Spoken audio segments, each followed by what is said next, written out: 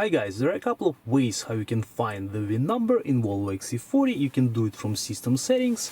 For this you have to slide the screen down, you have to tap settings, then go to system, then you have to go to system information, and here you will see the VIN number of your XC40.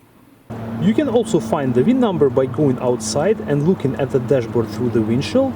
The VIN number will be right here. This may not always be convenient depending on the weather. That is why you can always look it up in the system settings as well. Thank you guys for watching. I hope this tip was helpful. We'll see you in the next video.